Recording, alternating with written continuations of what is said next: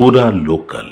ప్రస్తుతం ఉన్న సమాజంలో ప్రతి ఒక్కరి జీవితాలు సర్వసాధారణంగా మారిపోతున్నాయి. తల్లిదండ్రులు కూడా పిల్లల కోరికలు కాదనకుండా అప్పులు చేసి మరీ వాళ్ళని చదివించాలని చూస్తున్నారు. ఇది తప్పు కానప్పటికీ ఇలాంటి వాటి కారణంగా పేద మధ్యతరగతి కుటుంబాలు ఎలా కుదేలవుతున్నాయనే నిజాలు ఓ భారతీయ ఐటీ ఎంప్లాయీ బయటపెట్టాడు.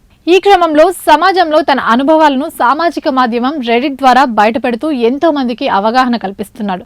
ఇంతకీ ఆ అనుభవాలేంటో మనం కూడా తెలుసుకుందాం.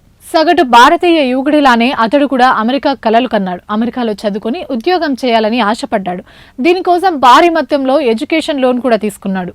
మాస్టర్స్ చేసిన తర్వాత అక్కడ ఉద్యోగం దొరకకపోవడం, దీనికి తోడు వీసాపై ఆంక్షలు, భారతీయ విద్యార్థులకు ఇంటర్న్షిప్స్ లేకపోవడంతో వెనుతిరగాల్సి వచ్చిందని చెప్పాడు. కానీ ఈ ప్రయాణం తన జీవితంలో ఏకంగా 40 లక్షల భారీ అప్పును మాత్రమే మిగిల్చిందని వాపోయాడు.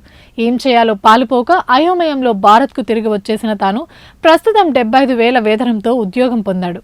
అందులో కూడా నెలకు 66,000 లోన్ ఈఎంఐ చెల్లింపులకు పోగా తనకు మిగిలేది 9,000 మాత్రమేనని చెప్పుకొచ్చాడు. అమెరికా ప్రయాణం తనని అప్పుల ఊబిలోకి లాగేసిందని ఆవేదన వ్యక్తం చేశాడు.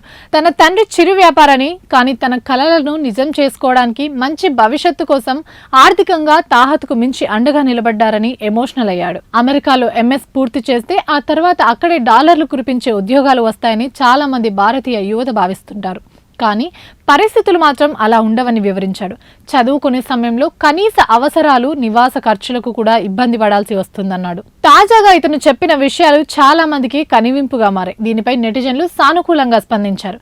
కొందరు ఉన్నత ప్యాకేజ్ ఆఫర్ చేసే ఉద్యోగాలకు మారాలని సూచిస్తుండగా, మరికొందరు స్కిల్స్ పెంచుకోవడం ద్వారా అనుకున్న శిఖరాలకు చేరుకోవడం కష్టమైనదేమీ కాదంటూ టెక్కీకి సూచిస్తున్నారు. అయితే సదరు టెక్కీ పార్ట్ టైమ్స్ నుంచి ఎన్జీఓలను సంప్రదించడం వరకు అనేక ప్రయత్నాలు చేసినప్పటికీ తనకు ఎలాంటి అవకాశం లభించలేదని పోస్ట్లో పేర్కొన్నాడు.